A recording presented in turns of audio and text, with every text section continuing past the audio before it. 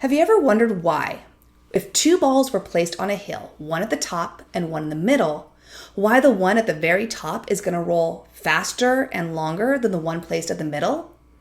See, it all has to do with gravitational potential energy.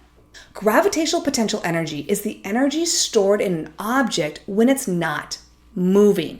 And the higher the object is, the more gravitational potential energy it has. Think of it as energy waiting to be released.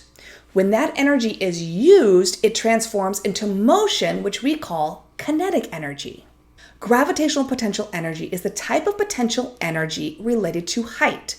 And when you lift an object, you are using energy to work against gravity. And this energy is stored in the object as potential energy.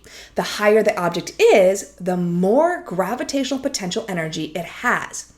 This is why this yellow bowling ball in this picture has more gravitational potential energy than the blue bowling ball, which is lower down. Imagine a roller coaster. You're sitting at the top of the track. All that energy it took to lift it up is stored as gravitational potential energy. And once it starts moving, that energy transforms into speed and motion. The same thing happens when a diver jumps from a high board or when you drop a book from a shelf. Now, gravitational potential energy is not just dependent on the height of the object, but it's also dependent on the mass of an object.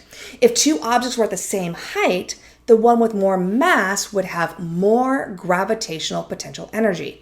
This is why dropping a bowling ball from the same height as you would a tennis ball would have a more dramatic effect.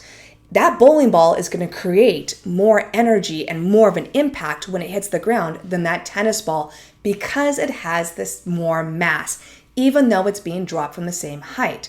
Now, in this picture, the bowling pin and the yellow bowling ball have the same gravitational potential energy because they have the same mass and they have the same height. So gravitational potential energy is all about storing energy in objects, and it's dependent on how high that object is and how massive that object is.